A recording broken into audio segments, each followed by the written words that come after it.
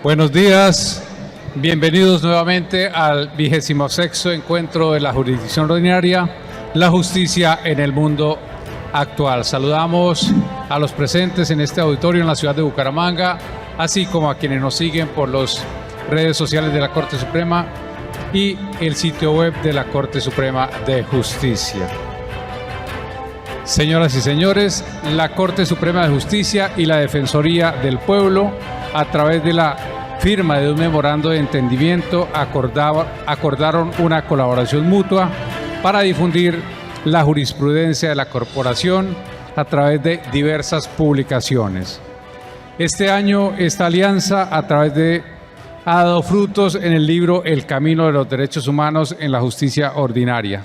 Nos acompañan para la presentación de esta publicación el señor presidente de la Corte Suprema de Justicia y el señor defensor del pueblo. Le damos la bienvenida al señor defensor del pueblo, Carlos Camargo Asís. Buenos días, señor defensor.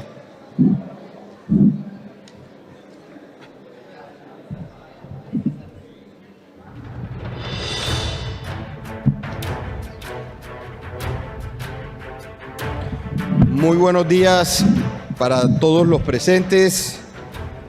Hoy es un día de júbilo, señor presidente, porque hemos logrado consolidar a través de esta importante muestra, a través de esta importante publicación, lo que ha sido el trabajo mancomunado, el trabajo armónico que hemos venido desarrollando entre la Institución Nacional de Derechos Humanos de Colombia y la Honorable Corte Suprema de Justicia.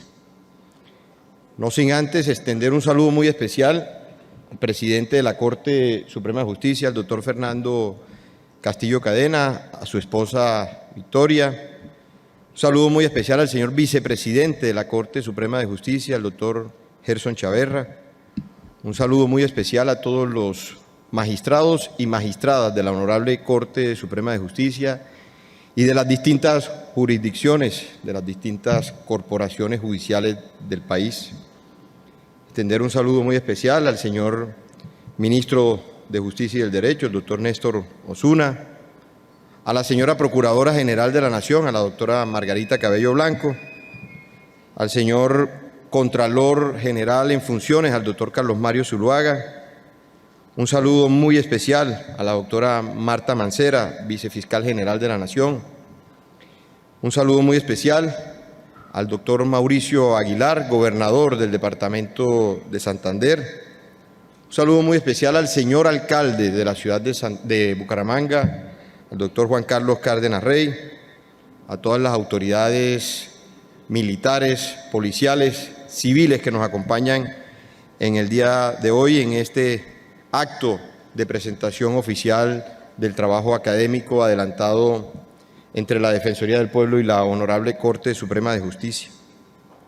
Quiero extender un saludo muy especial a todos los expresidentes que hacen presencia de la Honorable Corte Suprema de Justicia en el día de hoy, a la señora presidenta de la Corte Constitucional, a la doctora Diana Fajardo, al doctor Jaime Enrique Rodríguez, presidente del Consejo de Estado, al doctor Aurelio Enrique Guzmán, presidente del Consejo Superior de la Judicatura, al doctor Roberto Carlos Vidal, presidente de la Jurisdicción Especial para la Paz, al doctor Rodolfo Mantilla, profesor y exmagistrado de la Corte Suprema de Justicia, a los integrantes de la Corte Interamericana de Derechos Humanos, de la Corte Penal Internacional, de la Corte Suprema de Chile, la Organización Mundial de la Propiedad Intelectual, la Organización Iberoamericana de Seguridad Social, al Juez Federal de Trabajo de Sao Paulo y de la Comisión de Expertos de la Organización Internacional del Trabajo, mi saludo muy especial. A todos los asistentes, a los distinguidos periodistas que nos acompañan en este importante acto académico. Quiero iniciar por registrar la profunda satisfacción que tengo y que me embarga, porque desde el año 2020, con el otrora magistrado y amigo y presidente de ese entonces, el doctor Jorge Luis Quiroz Alemán, iniciamos y pusimos en marcha, doctor Fernando, este importante acuerdo de entendimiento, este importante convenio para adelantar plausibles tareas y propósitos comunes como parte de la institucionalidad del Estado colombiano. Y por eso, teniendo la Defensoría del Pueblo el mandato constitucional, también tiene el mandato de fomentar, de promover y defender los derechos humanos individuales y colectivos. Trabajamos de manera incansable para brindar orientación y recomendaciones en relación con la interpretación y aplicación de los derechos humanos y del derecho internacional humanitario. Para ejercer dicho mandato, la Defensoría del Pueblo y la Corte Suprema de Justicia sumaron esfuerzos a través del citado memorando de entendimiento que data de marzo del año 2020.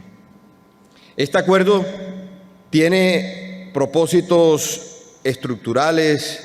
Dentro de esos propósitos tiene el hecho de coordinar esfuerzos para construir mecanismos eficaces que promuevan, también que compilen y difundan las decisiones jurisprudenciales adoptadas por las distintas salas de casación de la Honorable Corte Suprema de Justicia en materia de derechos humanos. Como resultado de un proceso colaborativo y enriquecedor, y por supuesto un proceso arduo, me complace hoy enormemente presentarles el libro El Camino de los Derechos Humanos en la Jurisdicción Ordinaria, una obra que surge como resultado de ese proceso mancomunado y conjunto entre la Defensoría y la Corte Suprema de Justicia, dos instituciones comprometidas con la promoción y protección de los derechos humanos en nuestro país. Este libro representa una oportunidad invaluable para robustecer a todas las instituciones del Estado en la promoción y la divulgación de los derechos humanos, debido a que realiza una recopilación significativa de jurisprudencia emanada de la Corte Suprema de Justicia, incluso antes de la promulgación de la Constitución de 1991. Estas decisiones abordan temas cruciales y relevantes relacionados con el reconocimiento, con el alcance, con el ejercicio y la protección de los derechos humanos. También, dentro de este libro, encontrarán un conjunto de 13 sentencias provenientes de diversas salas de casación de la Corte Suprema de Justicia, acompañadas por 3 providencias de la Sala Plena, mediante el análisis de casos concretos, se presentan las resoluciones adoptadas por el Alto Tribunal en un lenguaje claro y accesible. Estas sentencias destacan los aspectos más relevantes en situaciones en las cuales los derechos humanos se vieron vulnerados, estableciendo así precedentes judiciales que siguen estando vigentes. Ahora, respecto a los recursos, las providencias seleccionadas por la Sala de Casación Civil, Agraria y Rural abordan temas relacionados con sociedades patrimoniales y uniones maritales de hecho en diferentes contextos y que hoy son insumo esencial para la academia. Por su parte, la Sala de Casación Penal aborda cuestiones relevantes y estructurales ligadas a infracciones al derecho internacional humanitario, tomando en consideración una variedad de enfoques que involucran a poblaciones vulnerables y desvalidas. Estas decisiones judiciales identificaron la necesidad de fomentar tratos más justos y dignos por parte del Estado y por parte de las instituciones que lo representan. En el segundo capítulo se presentan decisiones de la Sala de Casación Laboral que desarrollan materias fundamentales para el reconocimiento de la dignidad como principio en el marco de las relaciones laborales, tales como trastornos que afectan la capacidad, supuestos en el marco del derecho a la asociación sindical y el reconocimiento de pensión para víctimas del conflicto armado interno. Además, también se presentan 3 sentencias de la Sala Plena, anteriores a la Constitución de 1991, cuando la Corte Suprema de Justicia tenía a su cargo el control constitucional. Estas sentencias ilustran cómo la Corte ejerció un papel fundamental como garante de los derechos humanos y precursora en el reconocimiento de derechos en casos que abordaban el control de facultades ejecutivas en estados de excepción, así como el derecho a la participación y el derecho a la paz. Como defensor del pueblo, tengo la confianza de que este recurso pedagógico cumplirá su valioso propósito al llegar y difundirse entre numerosas personas a lo largo y ancho del territorio nacional. Aspiro a que esta obra esté al alcance tanto de la ciudadanía en general como de los funcionarios públicos, con el propósito, con el fin de facilitar la comprensión de las decisiones más trascendentales emitidas por la Honorable Corte Suprema de Justicia en relación con el reconocimiento y el pleno ejercicio de los derechos humanos. Muchísimas gracias, señor presidente.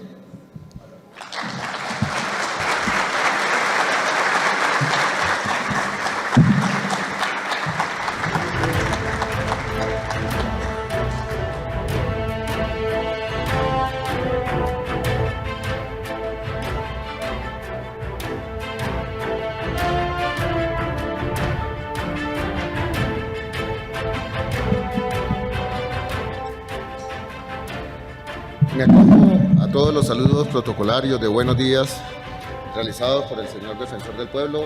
Bienvenido, señor Defensor del Pueblo, a la Corte Suprema de Justicia, a su encuentro ordinario.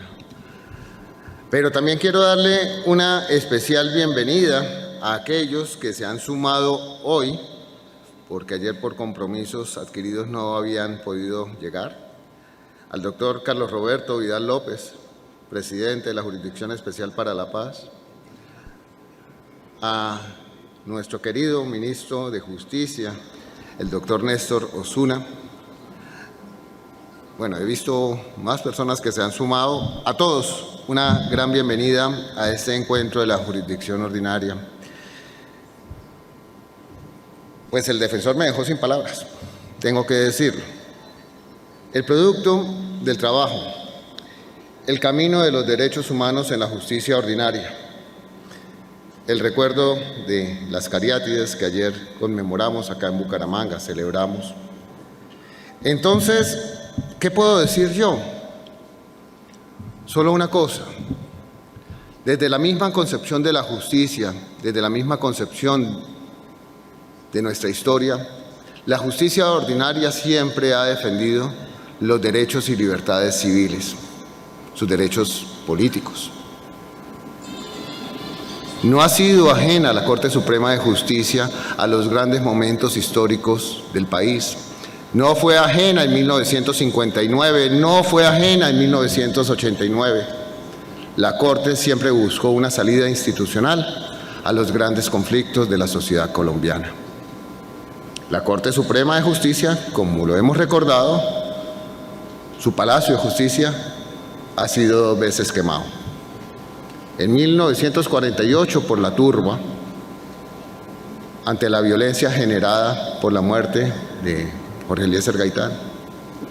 En 1985 por la toma y retoma del Palacio de Justicia. Pero más allá de esto, porque no se trata solo de hablar de momentos de dolor, sino de momentos de realización de los derechos, y este libro da cuenta de ello, de la realización de los derechos humanos. Con estas palabras solo me resta agradecer a la Defensoría del Pueblo, en cabeza del señor Defensor del Pueblo, doctor Carlos Camargo, pero quiero agradecer muy especialmente también, con su venia, señor Defensor del Pueblo, a todos quienes hicieron parte del equipo que llevó a cabo esta obra. Víctor Julio Usme Perea, magistrado y coordinador de gestión del conocimiento jurisprudencial. Sandra Paola Charres Ibarra, César Umbarila Rojas, Rina Patricia Escobar Barbosa, Germán Gómez Rojas, Ana María Prieto Sandoval, Gina Ramírez Rodríguez, Jennifer Valencia, Ingrid Apolinar, mil gracias. Freddy Andrei Herrera Osorio, Piero Paolo Di Gennaro Muñoz, Luz Estela Montes Gómez, Diego Alejandro Herrera Montañez, José Domingo Roncancio Patiño, Adriana Ayala Pulgarín, Carlos Bernardo Cote, secretario de la Sala Civil, Nubia Cristina Salas, relatora.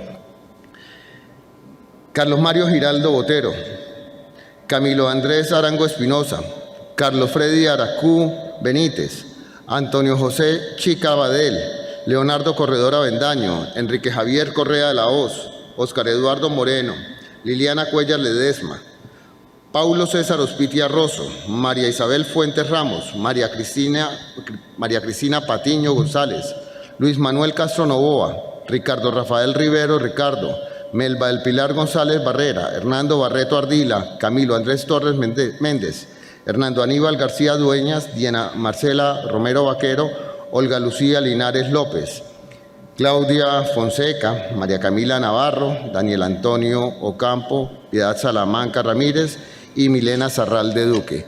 A todos ellos les quiero decir gracias, porque en este primer tomo, señor defensor, como hemos dicho, que es el primer tomo, empezamos a consagrar los momentos más relevantes de la Corte Suprema de Justicia en la defensa de los derechos humanos. Por eso el libro se llama El camino de los derechos humanos en la justicia ordinaria. Porque, y acá también me dirán mis colegas de la Corte Constitucional, en materia de derechos constitucionales todos somos jueces, todos somos jurisdicción constitucional y todos tenemos la misión de hacer efectiva la Constitución política. Mil gracias a todos.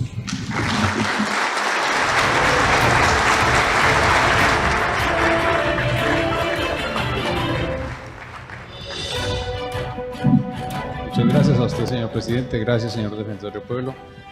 Despedimos entonces en este momento al señor presidente de la Corte e invitamos al siguiente espacio a la doctora Marjorie Zúñiga, magistrada de la Corte Suprema de Justicia, al coordinador del siguiente espacio, el señor Andrés Mompotes, y al señor ministro de Justicia que nos acompañen en este escenario, por favor, para continuar con el siguiente espacio.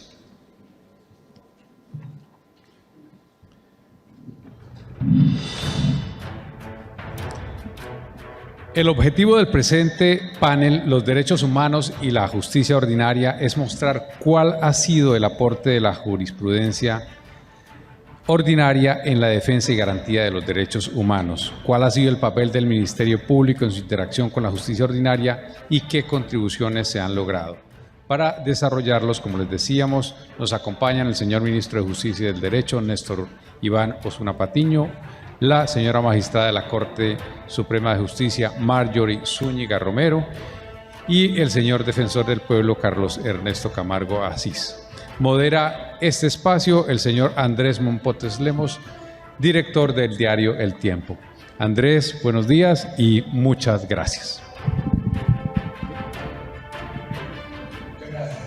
Muy buenos días, un saludo especial de bienvenida a esta primera charla, primer panel del día. Me corresponde el grato honor de abrir las conversaciones que van a tener lugar durante esta jornada con un tema tan indispensable, tan fundamental, ya lo vimos mencionado en las presentaciones del libro previamente, que tiene que ver con ese rol, con ese papel esencial de la justicia ordinaria en la protección, en la defensa, en la garantía de los derechos humanos de los colombianos.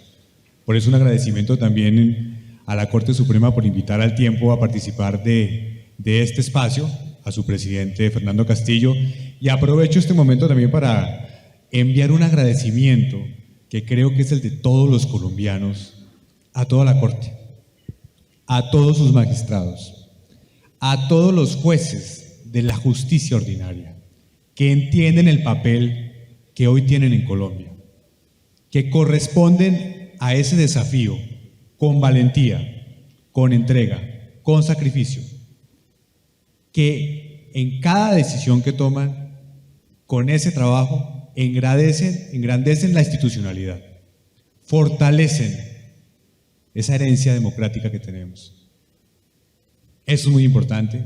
Creo que espacios como este valen la pena para recordarlo, para agradecerlo, y por eso quiero pedirles para ustedes mismos un aplauso.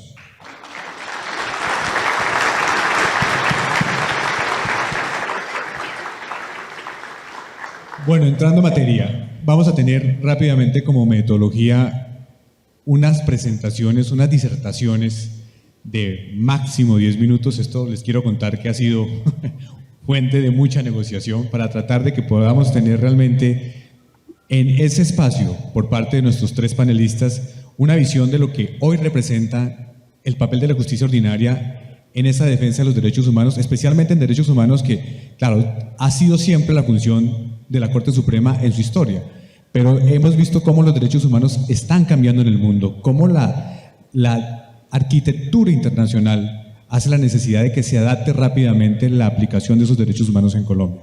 Ese es el propósito inicial de esta primera parte del panel, y luego veremos unas preguntas sobre el tema. Vamos a empezar entonces con la dama de este panel, la magistrada Marjorie, para escuchar cuál es su percepción, qué casos tiene por contarnos. Tiene 3 casos fundamentales que sirven para ilustrar el tema, así que por favor adelante, magistrada.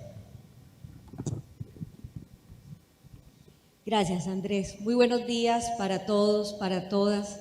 Es un verdadero honor para mí dirigirme a un auditorio tan calificado como este, y por ello quisiera agradecer al doctor Fernando Castillo por la invitación y enviar un saludo especial a mis compañeros y compañeras magistradas y en general a todos los servidores judiciales de este país. Andrés, el tema, además de pertinente, me parece fascinante, porque sí hay algo que nos une a los ordenamientos jurídicos globales, mundiales, es la lucha por la materialización de esa promesa de dignidad humana, que finalmente es una promesa: dignidad humana, principio de principios. Y como esto es un aspecto común a todos los ordenamientos, y aquí estamos hablando de justicia global, yo creo que este panel es, insisto, pertinente. De esta forma, yo quisiera, en primer lugar, resaltar que la Corte Suprema de Justicia encuentra en los derechos humanos una oportunidad para repensar su jurisprudencia cuando estudia o analiza casos de poblaciones que han sido históricamente excluidas o discriminadas. Allí definitivamente encontramos una oportunidad. Y además, para demostrar esto, a mí me gustaría exponer o presentar 3 casos puntuales en donde precisamente la Corte Suprema se ha pronunciado con esos lentes de derechos humanos. La primera de esas decisiones aborda un tema de acoso sexual en el mundo del trabajo y fue proferida por la Sala Penal. La segunda estudia una unión marital de hecho de parejas del mismo sexo a partir de las reglas de la experiencia que aborda el juez y es proferida por la Sala Civil. Y la tercera es la nueva jurisprudencia que reexamina su criterio de la Sala Laboral frente a la protección de los trabajadores con discapacidad.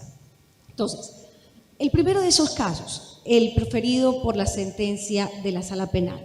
Imaginemos este escenario, es un escenario de auténtica violencia, en donde 2 trabajadoras denuncian el acoso sexual del que han sido víctimas por parte de su jefe.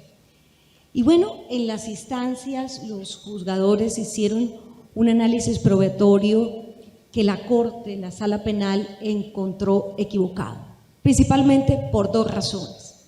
La primera de ellas es porque se hace una adecuación o un entendimiento equivocado de lo que es el acoso sexual, del tipo penal como tal. Y la segunda, que es muy importante, es porque dice la Sala Penal que existe un falso raciocinio cuando el juez no hace el análisis probatorio con perspectiva de género. Frente al primer error, lo que explica la Corte es qué constituye el acoso sexual. Y finalmente lo que hace la Corte es definir un acto de violencia, reconocer una violencia cotidiana, porque Andrés, nosotros estamos muy acostumbrados a hablar de violencia, el ministro lo sabe, hemos hablado de violencia en escenarios de guerra, pero nos cuesta reconocer la violencia en escenarios cotidianos, por ejemplo, en el espacio del trabajo, en el espacio laboral.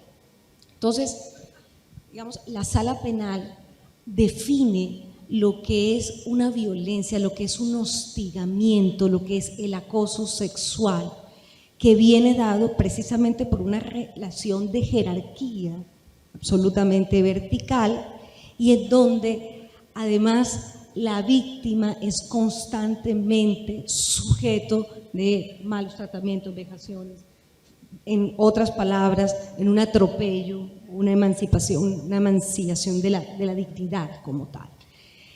A mí me gusta mucho una frase que la Sala Penal, quisiera leerla porque lo dicen tan bonito, que dice así, fíjense: si la víctima no consiente, un encuentro, al referirse a un encuentro sexual o una promesa de algo, no consiente expresamente, guarda silencio o evita alentar inequívocamente estos comportamientos, todo ello debe entenderse con el mismo efecto que si hubiere manifestado un rotundo no. Y a mí me parece importante porque eso cambia una frase o una falsa creencia, y es que el que calla otorga. En escenarios laborales y cuando estamos hablando de acoso sexual y en particular de acoso sexual para la mujer, el que calla no otorga, lo ha dicho la Sala Penal. Entonces, yo creo que eso es muy importante, así como resaltar. Pregunto como un ciudadano, y esto es muy importante, el no explícito no es necesario. Esto no es necesario. Se debe escuchar el no, porque al final, eso fue lo que dijeron los jueces de instancia. Nunca la víctima le dijo no, pero imaginemos un segundo cómo era este escenario. Tendría varios aspectos que resaltar, pero solo como un dato anecdótico voy a contar este. Un jefe que diariamente, casi a diario, la miraba con ojos de deseo, insinuaciones sexuales, morbosas, hasta el punto que un día fue capaz de decirle, de asociar sus genitales con un datáfono.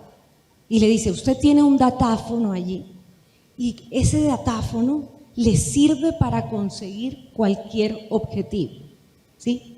Ese tipo de manifestaciones, por un momento imaginemos lo que siente la víctima constantemente hostigada frente a este escenario. Entonces, la Corte allí enfáticamente dice, el que calla no otorga, aquí no se aplica esta regla, ¿sí? Entonces, bueno, esto, insisto, me parece importante porque viene acompañado de un mensaje clarísimo para los jueces, y es cómo hacer el análisis probatorio. El análisis probatorio, ¿qué significa hacer un análisis probatorio con perspectiva de género?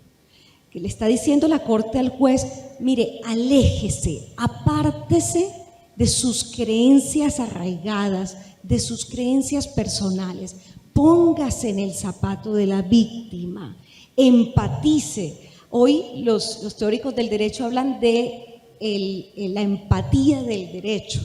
Y hay un debate, creo yo, falso debate, entre si la empatía del juez riñe con su imparcialidad. Yo creo que no, pero necesitaríamos varios paneles para desarrollar esa tesis. Pero eso es lo que le está diciendo la Corte. Y entonces, al hacer ese análisis probatorio, usted entienda que esto está lleno, digamos, su mente está llena de estereotipos. ¿Qué es el estereotipo? Porque sobre el tema estereotipos hay mucho desarrollo, pero ¿cómo entender un estereotipo? A mí me gusta, hay varias definiciones, a mí me gusta una de una autora muy buena, por cierto, la Universidad de los Andes la acaba de premiar Rebecca Cook, que tiene un libro justamente que se llama Estereotipos de Género. Y dice, ¿qué es un estereotipo? Un estereotipo es una trampa conceptual, es una trampa, es fácil caer en ella, ¿sí? Y para el juez es fácil porque le soluciona un problema.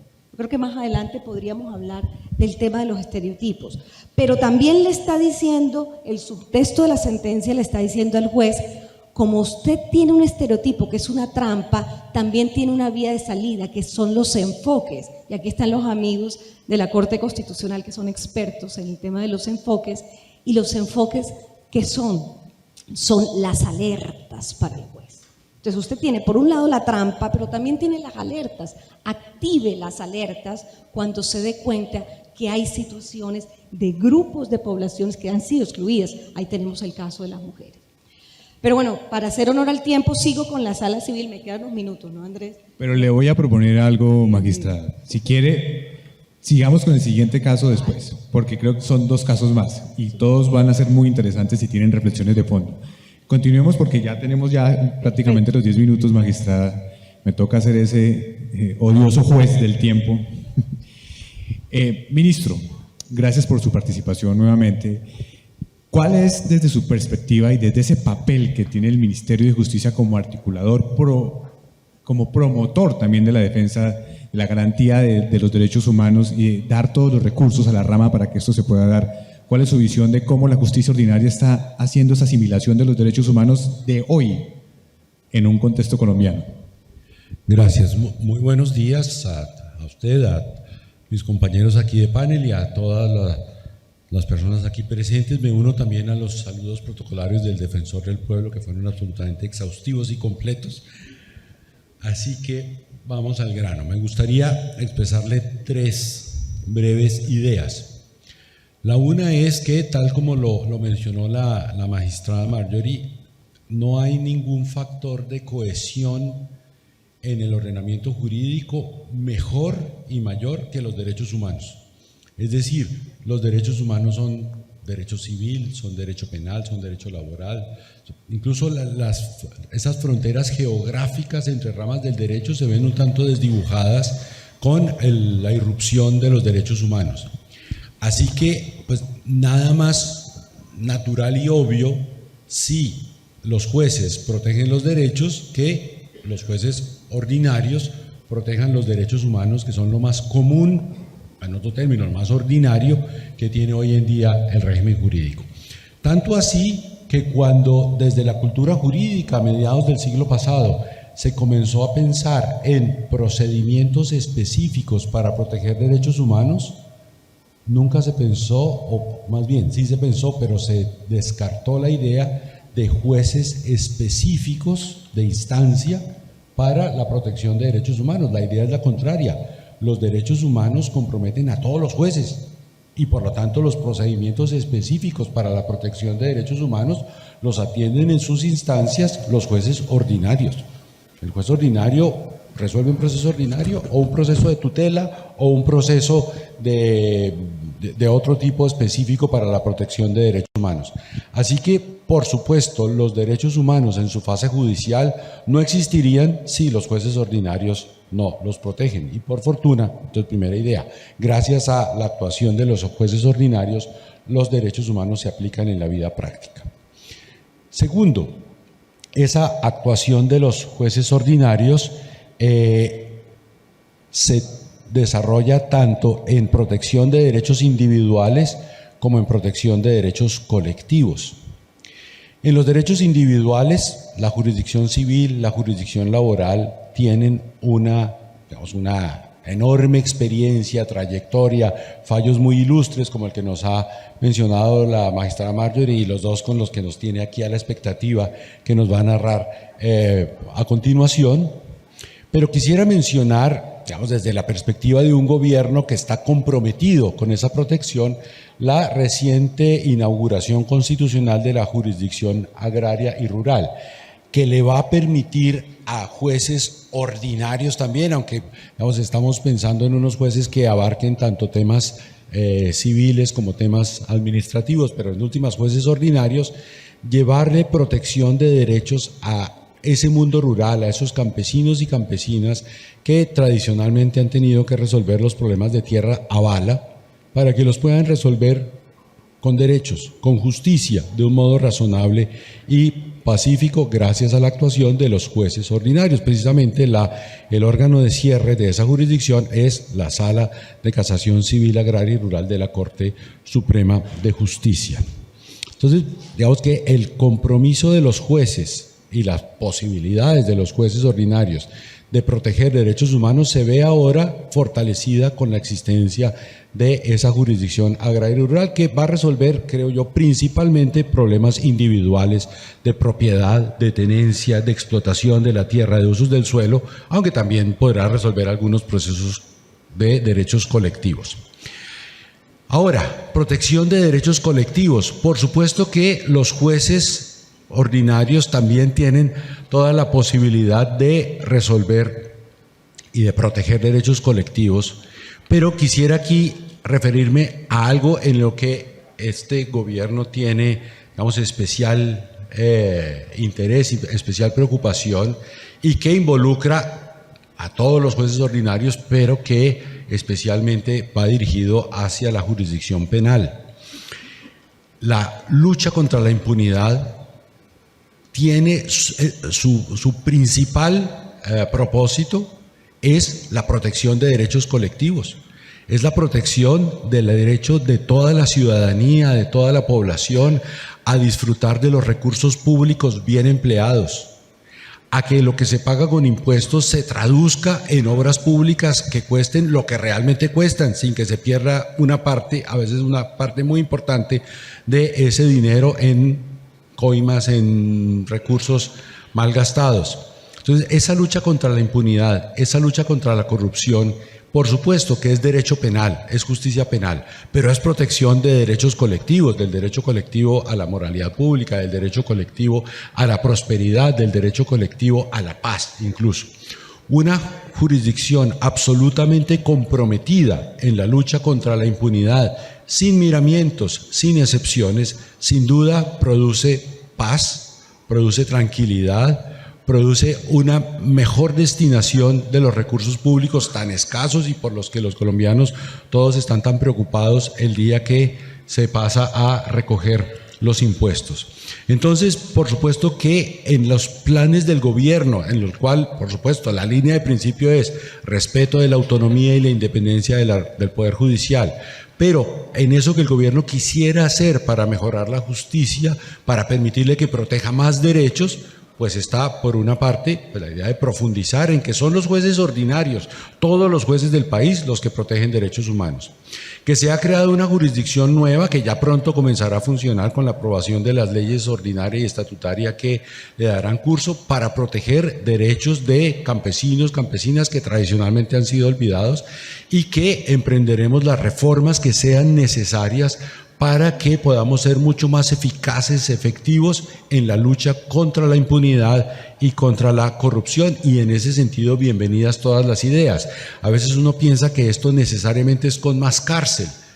Qué bueno escuchar la voz de la jurisdicción penal que de pronto nos diga, mire, esto no necesariamente es más cárcel, esto puede enfocarse de otra manera porque lo que queremos es proteger derechos de la población, que no se pierdan recursos, que no se pierdan esfuerzos. Creo que ya voy mal de tiempo, entonces prefiero quedarme para las preguntas después. Muchas gracias, don Andrés.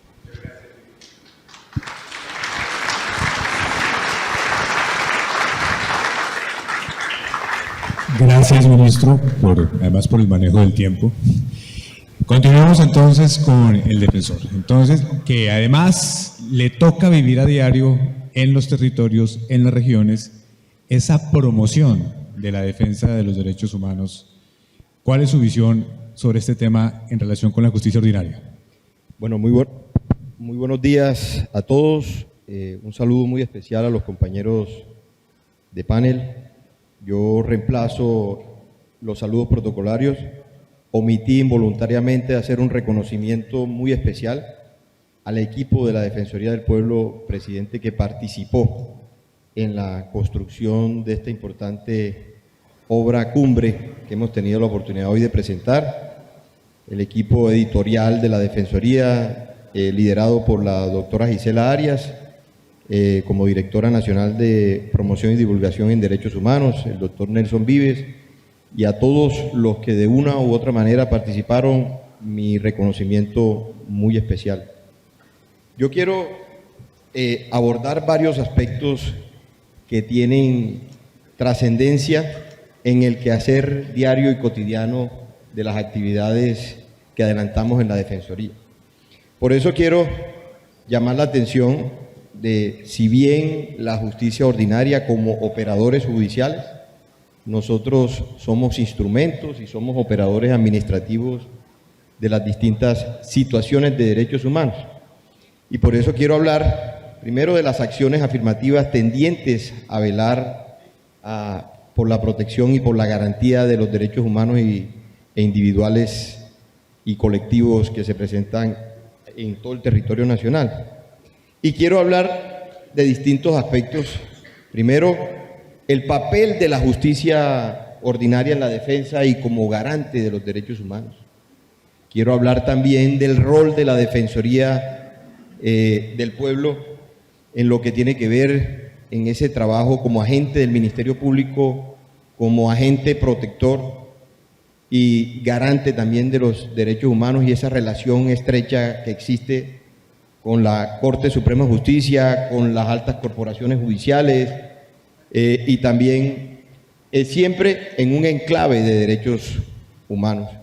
Quiero referirme también a aspectos que son hoy por hoy de vital importancia y trascendencia, como lo es cómo la jurisprudencia de la justicia ordinaria ha contribuido a la protección de los derechos humanos en los diferentes contextos y en los distintos enfoques diferenciales.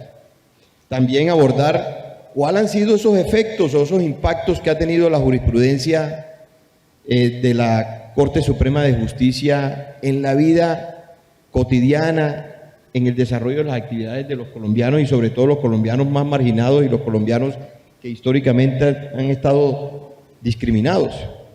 Entonces, es importante y de forzosa referencia remontarnos a lo que ha sido el papel que ha venido jugando la justicia ordinaria, y encontramos que desde la Constitución de 1991 encontramos un punto de inflexión, y fue cuando el constituyente del 91 estableció todo ese catálogo inédito de derechos sustantivos, de derechos humanos, y que todas las jurisdicciones, como lo decía el presidente de la Corte Suprema, están llamados como jueces constitucionales a la protección y a la garantía de todos esos derechos.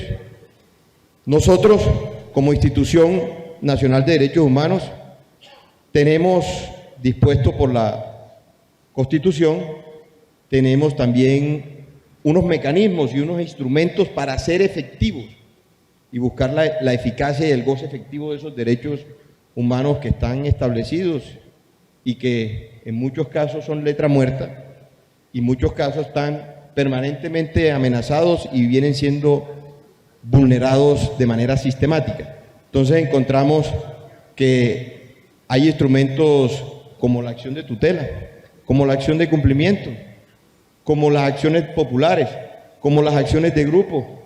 También encontramos los procesos ordinarios, encontramos también los procesos de definición de competencias en las distintas jurisdicciones y encontramos también los procesos o los incidentes de habeas corpus.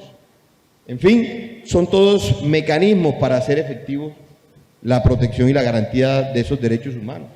Y ni qué decir con la innovación en la conjugación de las distintas fuentes del derecho, donde encontramos la presencia de los convenios internacionales suscritos y ratificados por el país, donde encontramos también los pactos de derechos económicos, sociales y culturales, los pactos de los derechos civiles y políticos, donde encontramos el papel que juega la Convención Interamericana de Derechos Humanos.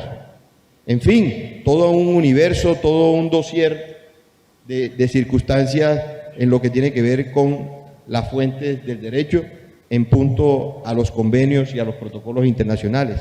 y ahora de mayor relevancia, y ahí entramos en el punto establecido en el artículo 235 de nuestra Carta Política, que establece la función de casación, que establece el recurso de casación como ese importante instrumento que tiene y que es de manera privativa y exclusiva la Corte Suprema de Justicia, donde sirve de instrumento catalizador y es el común denominador dentro del mandato expreso que tienen de protección y de garantía, siempre bajo un enfoque y bajo un enclave de derechos humanos.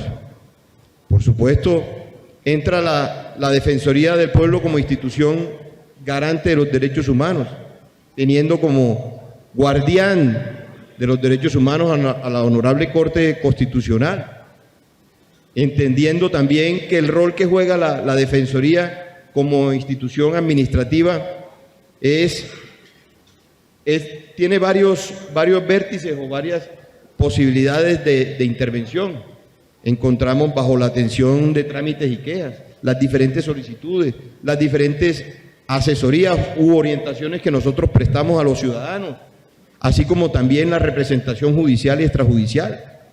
Y Andrés, es muy importante en ese proceso de visibilización de todas las actividades defensoriales hablar de 3 estrategias que son estructurales y que tienen toda la eficacia sobre el ciudadano, y es para el ciudadano, como lo es el litigio estratégico, que tiene como propósito llegar a las zonas más apartadas y alejadas del país, zonas donde hay altísimos índices de vulnerabilidad en todas las circunstancias y en todas las condiciones que se presentan no solamente en la periferia de nuestro país, sino incluso en cuestiones de derechos humanos que se presentan en los centros o en los cascos urbanos.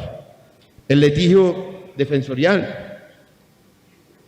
El litigio defensorial, que no es otra cosa sino acompañar al ciudadano en brindarle el seguimiento y el acompañamiento en temas tan vitales que se presentan de manera cotidiana, como lo es acompañarlos en una acción de tutela, acompañarlos ante las coadyuvancias frente a todas las acciones constitucionales, acompañarlos en las acciones de cumplimiento, acompañarlos en las acciones de grupo.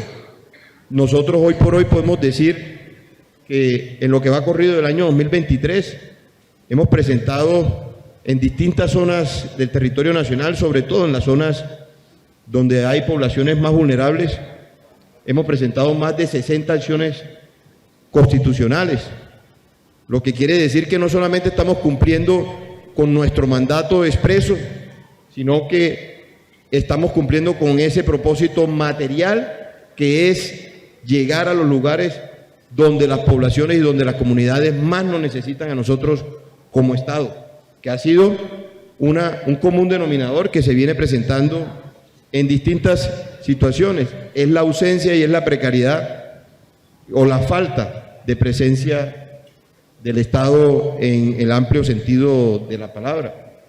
Por eso ahora también, de manera particular, quiero presentar ante este auditorio un breve contexto de lo que es la situación conforme a la alerta temprana en contexto electoral que presentamos en días pasados, y que es importante que el país sepa y conozca cuáles son los riesgos a los que estamos enfrentados, no solamente de cara al proceso electoral del próximo 29 de octubre, sino cuál es la situación real, cruda y dura que estamos viviendo en el territorio nacional, en las comunidades más alejadas, pero también en los centros urbanos, frente a los derechos humanos.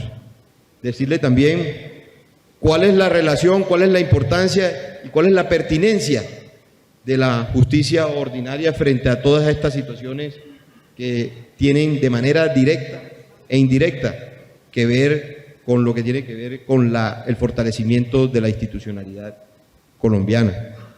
El Servicio Nacional de Defensoría Pública es el tercer vértice que me quería referir en medio del litigio estratégico, el litigio defensorial, que nosotros acompañamos al ciudadano, sobre todo a las poblaciones más vulnerables en el territorio. Hoy por hoy podemos decir que estamos, nuestros defensores y defensoras públicas, acompañando, brindándole defensa técnica en más de 200 procesos penales, en más de 200.000 procesos penales, en más de 400.000 declaraciones o procesos que tienen que ver víctimas del conflicto armado. De manera de que la presencia y la relación estrecha que tenemos, no solamente con la Corte Suprema de Justicia, sino con las distintas corporaciones judiciales, porque no solamente es el derecho a la vida, el derecho a la integridad, el derecho a la seguridad y el derecho a la libertad, sino atendiendo lo que es la tesis de la interdependencia de derechos, que a partir de ahí podemos entender de que se ven materializados, se ven protegidos y velar por el goce efectivo de los derechos humanos individuales y colectivos. Muy bien, defensor. Yo creo que ahora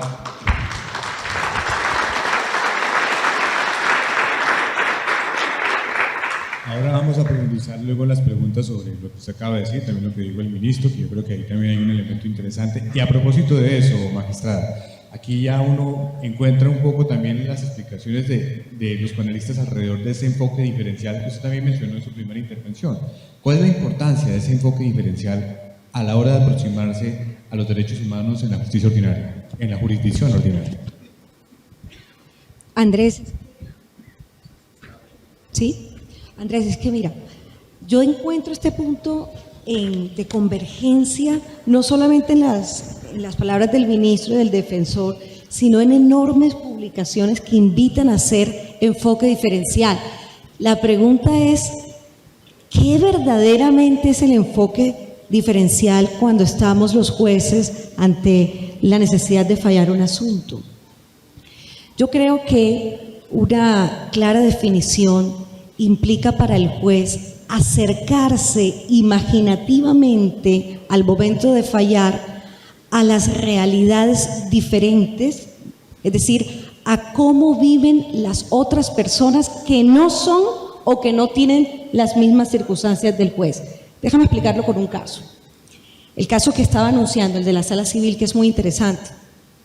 Porque ese caso, a partir de las reglas de la experiencia, evalúa una existencia de una unión marital, de hecho, entre dos hombres, una pareja del mismo sexo. Y el caso ejemplifica perfecto el tema del enfoque diferencial, porque era común en los interrogatorios encontrar al juez haciendo este tipo de preguntas. Señor testigo, diga si es cierto o no que Carlos y José vivían como una pareja, así como un hombre o una mujer. Diga si es cierto o no. Entonces, claro, esa pregunta, esa formulación de esa pregunta, ¿qué esconde? ¿Cuál es el subtexto detrás de esa pregunta?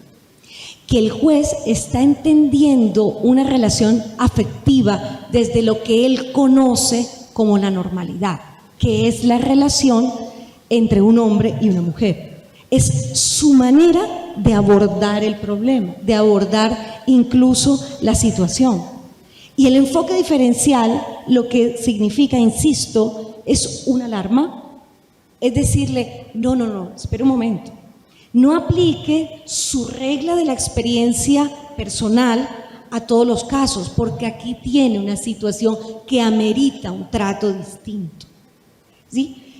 Esa es una de las cosas que la Sala Civil explica y además lo hace profundamente y muy bien, porque vuelve a hacer un desarrollo sobre el tema del estereotipo para así mandar el mensaje a la comunidad jurídica de qué es lo que se espera del juez. Y ahí, de fondo, lo que hay es una confrontación directa a lo que estamos esperando de los jueces.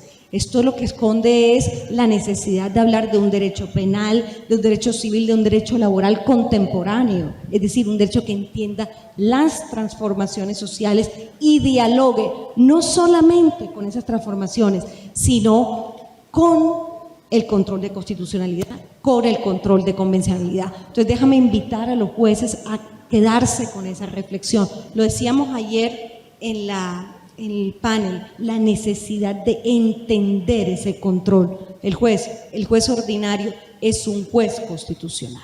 Gracias. Muy importante reflexión para el auditorio para los jueces. Ministro, usted mencionaba en su primera intervención que hay un interés del gobierno también muy especial en este momento en la coyuntura de hacer un fortalecimiento de la defensa de aquellos derechos que podían ser privilegiados en la lucha contra la impunidad, en la lucha contra la corrupción. Eso está ligado estrechamente al anuncio del presidente Gustavo Petro de presentar una reforma de la justicia para atender esos temas. Cuéntenos, ¿para cuándo está prevista esa reforma? ¿Cómo va a ser el proceso de articulación con la rama judicial, con la Corte alrededor de ese tema? Bueno, antes de responderle eso, permítame durante 2 minutos referirme a lo que al tema que me parece mucho más interesante de los enfoques diferenciales a los que se refiere la honorable magistrada Marjorie. Yo creo que una forma de entenderlo en la que nuestra cultura y por lo tanto nuestra judicatura usualmente puede haber tenido confusiones es tener claro que la igualdad no es un hecho, la igualdad es un derecho. Es una creación cultural que tengamos los mismos derechos, la misma oportunidad, la misma posibilidad de goce de aquellos elementos de bienestar, de dignidad, de libertad, que son los derechos. En ese sentido, los tratos diferenciales se justifican precisamente para allanar el camino para la igualdad en el goce de los derechos. No es un trato diferencial porque la ley de derechos de una mujer sea distinta a la ley de derechos de un hombre. No, es que para lograr la igualdad salarial, la igualdad en la estabilidad laboral, la igualdad en su bienestar, se requiere un enfoque diferencial. Son principalmente mujeres las que sufren acoso laboral, acoso sexual en la empresa. Por lo tanto, es bien importante que haya todo un arsenal de protección, de enfoque, del que no necesitan quienes no han sido víctimas de ese acoso sexual para garantizar la misma igualdad, la igualdad de tener el mismo salario, la misma posibilidad de desempeño laboral o profesional, la misma tranquilidad en el empleo, la misma seguridad de que podrán llegar al final de la jornada a su casa sin haber sido humilladas, sin haber sido víctimas de acoso, de persecución, de exigencias indebidas. En ese sentido, no es que sean derechos distintos, es tratamiento diferencial para lograr la realización de la igualdad. Y lo mismo con muchos otros grupos y personas que reclaman derecho a la igualdad, cada quien desde su perspectiva, cada quien desde su situación, que no es igual. Entonces, yo creo que la confusión viene casi que desde Aristóteles, cuando dijo igualdad entre iguales y desigualdad para los desiguales. No, la igualdad no es un hecho ontológico, sino una creación cultural como un derecho. Dicho eso, las fechas de presentación de las reformas. Miren, para presentar una reforma, primero hay que hacerla. Y hacerla no es que el ministro de Justicia o en el ministerio con 4 asesores se sienten a redactar un articulado. Eso sí no funciona, esa es la fórmula del fracaso. Hay que concertar, hay que dialogar, hay que buscar toda la inteligencia nacional en el sentido de que somos muchos los que estamos preocupados por la situación de impunidad, por la situación de corrupción, por los altos índices de criminalidad, y me refiero por igual a la criminalidad callejera que tanto sale en la prensa, como a la alta criminalidad de las empresas, incluso la que hay dentro del Estado. Y para eso, por supuesto, necesitamos el concurso de los jueces, pensando en cómo podemos resolver ese problema, el de la Fiscalía, el de la sociedad, el de los gremios de abogados, el de las víctimas. Por eso el presidente lo primero que anunció es: vamos a hacer un grupo. ¿Quiénes son las personas que forman ese grupo? Todavía no hay una decisión cerrada, pero una vez que ese grupo se reúna, comenzará a trabajar, a convocar foros, a escuchar. Y cuando tengamos lista la que pensamos que sea la mejor solución, la radicaremos formalmente. Entonces, no es una cosa que se va a presentar el próximo lunes, no. Es una cosa en la que venimos trabajando, en la que, digamos que más bien aprovecho su pregunta para decir, por favor ayúdennos, que nadie se la sabe toda en materia de lucha contra la impunidad y contra la corrupción, pero es algo que le estamos debiendo a la sociedad colombiana y estamos empeñados en sacar esas reformas adelante. ¿Será reforma constitucional, legal o solo administrativa? Dependiendo de lo que encontremos. A lo mejor son protocolos de investigación, número de jueces, número de policías, y eso es lo que se requiere. O a lo mejor se requiere un retoque a alguna disposición constitucional. Es posible.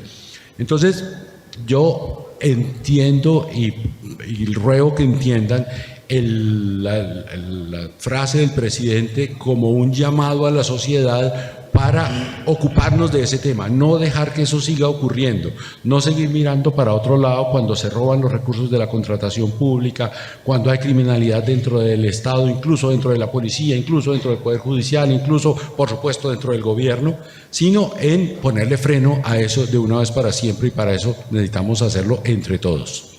Ya. Muchas gracias, ministro.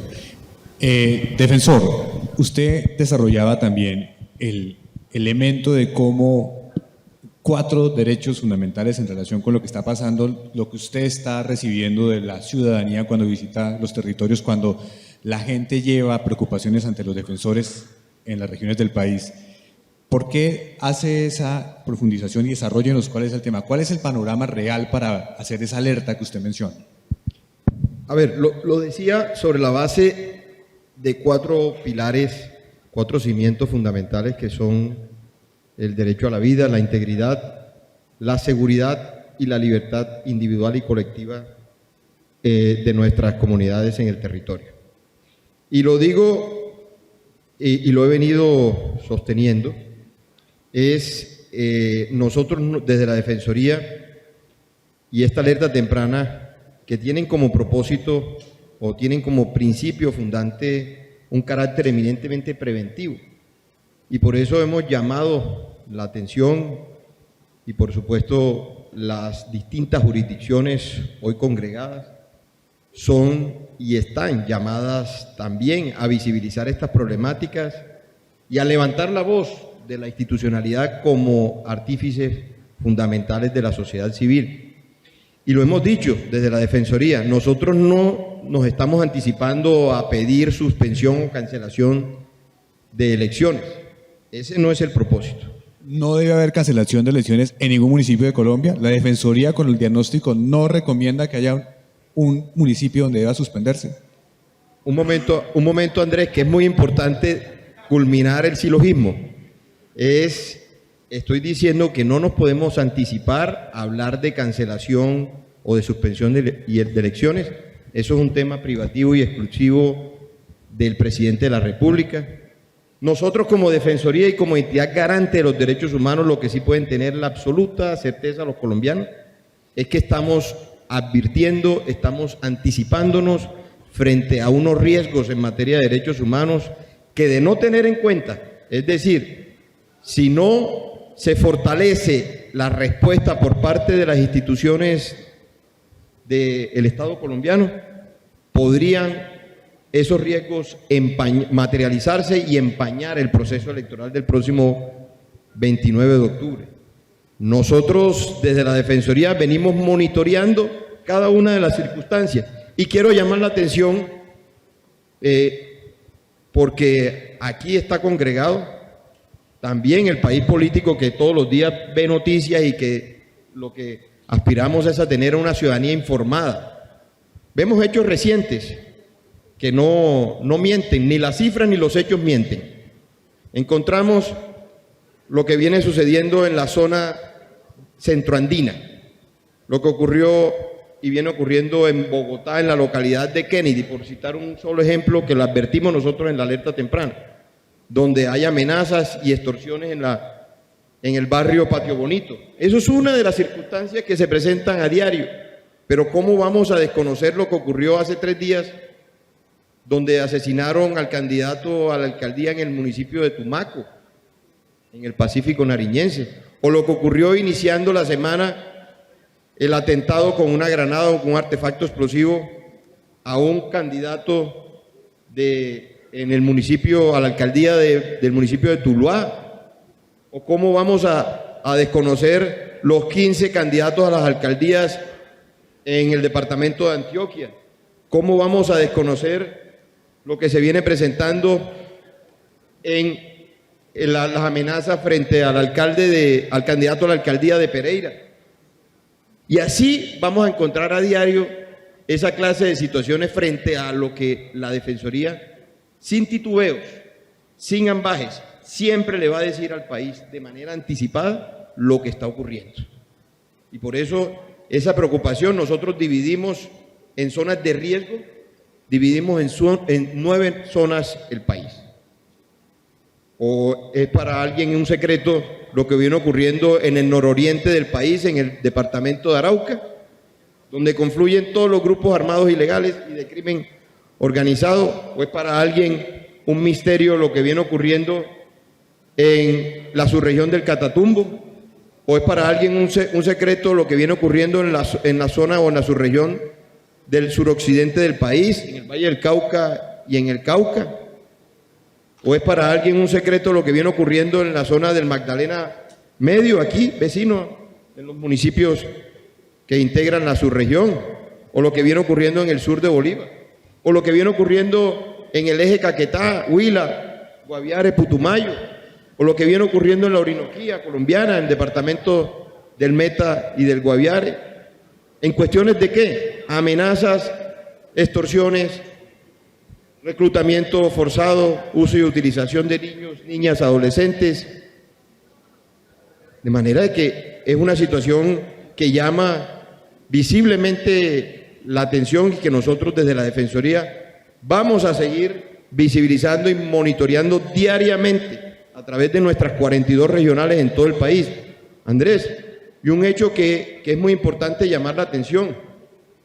En la reciente visita a la Comisión Interamericana de Derechos Humanos, tuve la oportunidad en mi condición de defensor del pueblo de ponerle de presente y de coadyuvar unas medidas cautelares a favor del fiscal general de la Nación, porque las circunstancias se volvieron extremas, urgentes y prioritarias, pero también coadyuvar medidas cautelares a favor de los candidatos que están amenazados, que hoy podemos registrar que hay más de 92 candidatos en 22 departamentos amenazados.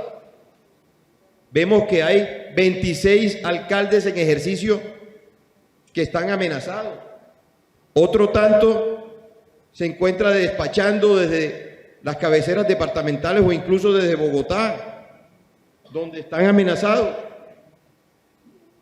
La semana que termina, registramos la amenaza y el exilio por parte del alcalde de Nuquí en el departamento del Chocó, doctor Gerson.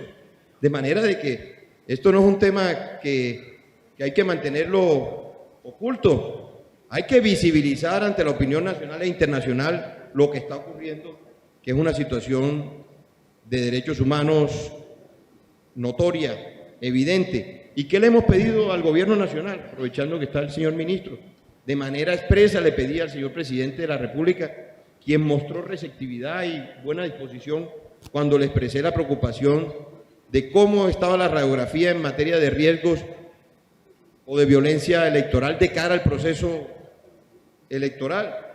Pero ahora lo que corresponde, y estamos en el día 8 para la convocatoria de la Comisión Intersectorial de respuesta a las alertas tempranas, porque solo así, atendiendo las recomendaciones, atendiendo las alertas tempranas, es que podemos contener, podemos contrarrestar y evitar esos riesgos que hemos evidenciado en materia de derechos humanos. Mire, les voy a contar a relatar algo que es muy importante, Andrés. Bueno, en el 2021 vinimos... Para ir cerrándose. En el 2021 vinimos acá a Bucaramanga a presentar la alerta temprana 028 del 2021 para Bucaramanga y el área metropolitana. Y me gusta cuando las autoridades tienen receptividad frente a un mecanismo que está probado, que lo que busca es prevenir, que lo que busca es mitigar toda esa serie de riesgos.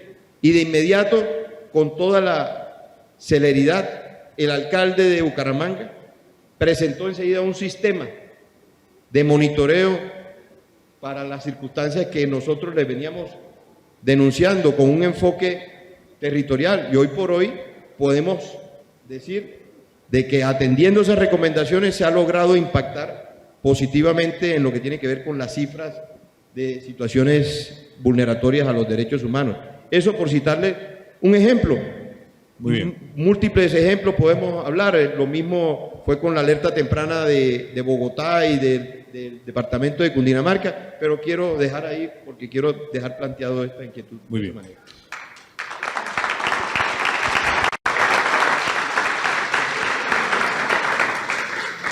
Vamos a cerrar ya el panel. La última pregunta para la magistrada Zúñiga es, usted mencionaba la importancia de esa reflexión de los jueces de poder entender la fundamentalidad del enfoque diferencial. En los temas precisamente por ejemplo, de los grupos discriminados, los grupos minoritarios, ¿cuál debería ser un poco el desarrollo en el que los jueces adapten lo que está pasando en el mundo alrededor de esa aproximación sobre esos derechos que son fundamentales y que hoy tienen que ver con la jurisdicción ordinaria? No, bueno, Andrés, lo primero para aclarar, para conectar con el tema que veníamos conversando, yo creo que la justicia viene haciendo la tarea, es decir, la justicia viene desarrollando y concientizando a todos los jueces de la importancia de hacer enfoques diferenciales e incluso de ir rompiendo esos estereotipos que veníamos conversando con anterioridad. Eso para comenzar. De hecho, un dato, Andrés, si comparamos distintos estamentos en materia de lucha, recursos y esfuerzos para el desarrollo e implementación de enfoques diferenciales, encontramos que la rama judicial está en el primer lugar de lejos.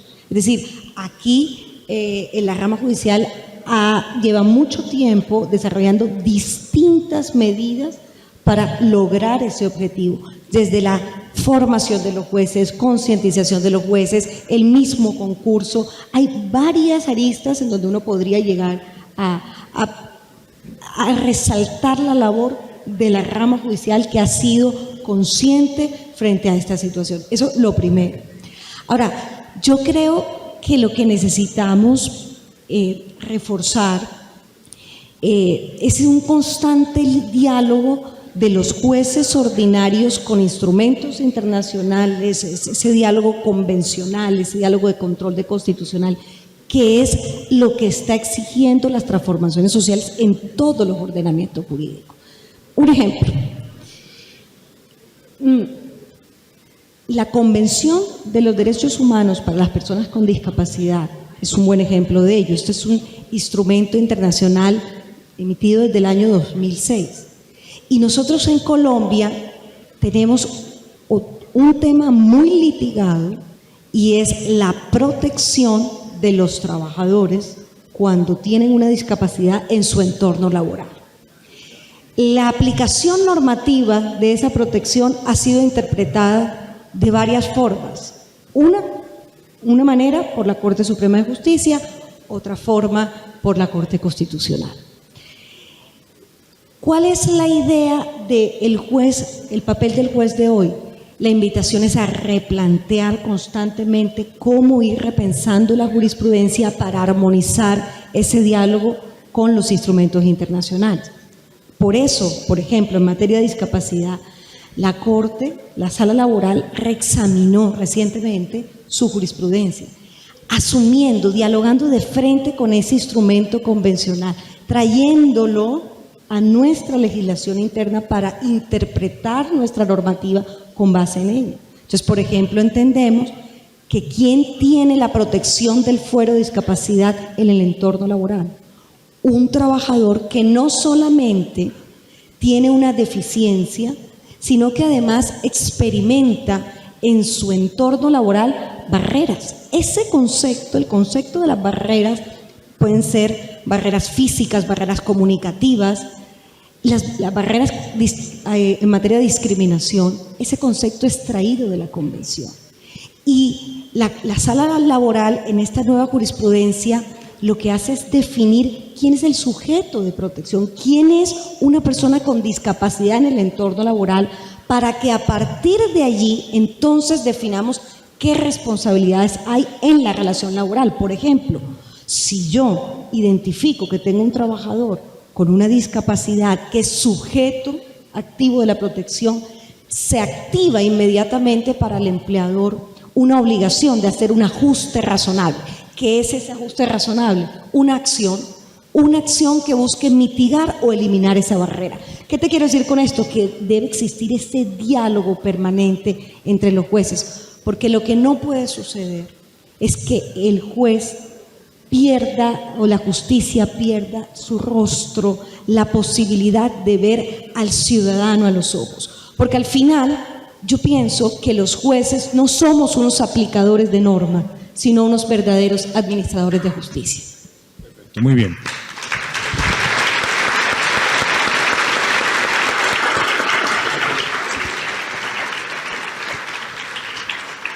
Me están diciendo que todavía nos quedan un par de minutos, los vamos a aprovechar, señor Ministro de Justicia, para tocar un tema también adicional que tiene que ver con un propósito suyo, que fue el tema de la presentación del proyecto de ley de humanización de las cárceles. Ahí hay una cantidad de derechos que también como objetivo de esa iniciativa se buscaban equilibrar. ¿Cuál es hoy realmente el panorama del proyecto? ¿Cuál es su preocupación sobre el tema de la situación de los presos en las cárceles de Colombia hoy?